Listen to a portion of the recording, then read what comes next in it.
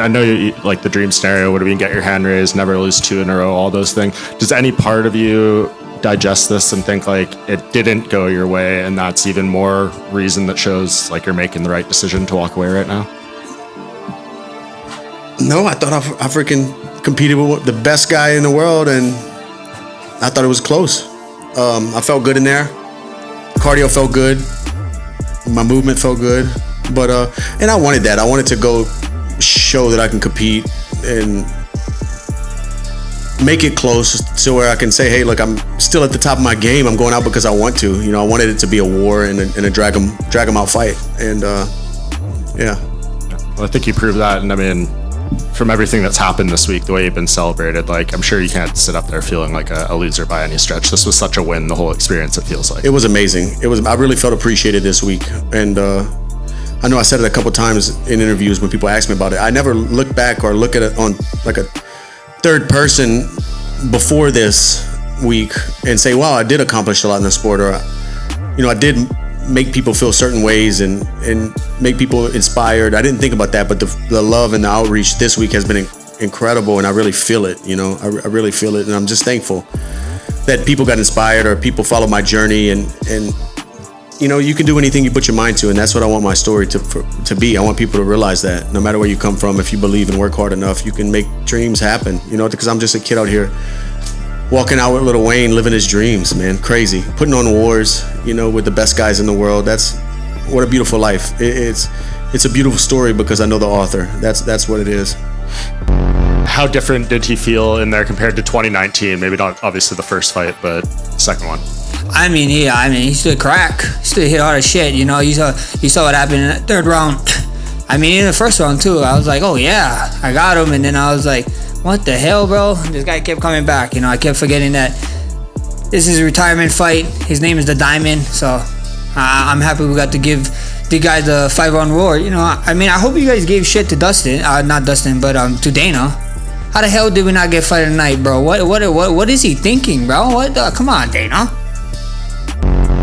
You know, another BMF title fight that lived up to the hype, right? The two guys going there and leaving it all in the octagon. Give us your thoughts on the fight and how it played out. Yeah, I mean, it was an incredible fight. I thought going into the last round, the fight was closer than the judges had it, but yeah, I mean, it lived up to what it was supposed to be. The card did. The card was great. Fantastic. When you see Max do his point at the ground in the last 10 seconds, is there any part of you that thinks, just as a fight fan, like, you're going to have to stop doing this eventually? No, I go, oh, hell yeah. You know, and me and my crew were talking about it earlier tonight before we came to the fights. Like, everybody acts like they want to do that shit. They don't want to do it. Max is like the only guy that actually wants to do that. And it's one of the million reasons why people love him. What did you think when Dustin went for his guillotine at the end of round 2? Similar sort of reaction?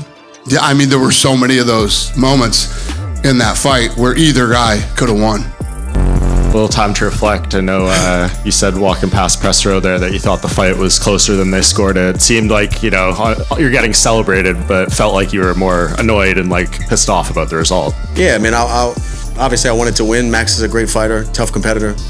I just felt, you know, being inside the eye of the storm, it felt a lot closer to me. You know, I really thought it might have been 2-2 going into the fifth. Mike Brown checked the scorecards when we got to the locker room, and I think the judges gave me different rounds. So I don't know, you know, I think all the judges gave him the second round. I thought I almost had him out.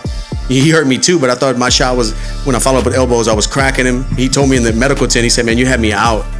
We couldn't hear the bell, so it felt, you know, being in the fight, it felt like a lot closer than that. When I heard the judges 49 for whatever, I was like, no way.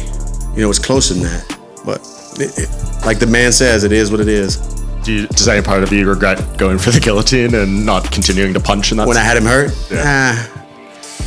Nah, never. Had to do one last one. One last one. And damn, I really thought that was going to be the one, man. I had him hurt, but he rolled to his back and I just couldn't control it.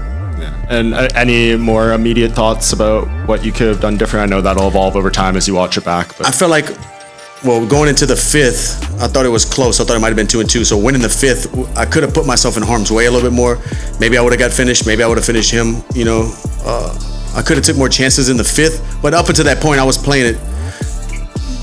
I was trying to fight like a professional, be smart. It seemed like he was waiting to counter me with his right hand every time I would come in. But the crazy thing is, he never threw it, but he felt like his footwork and his movement was ready to throw that right hand.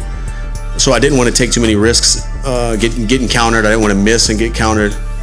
And he had already hurt me in the second round. So, man, I fought, and I thought I was doing well. You know, I thought it was close rounds every time. So looking back, hindsight's always 20/20. But I thought I fought smart, and yeah, I tried to win, man. I really did.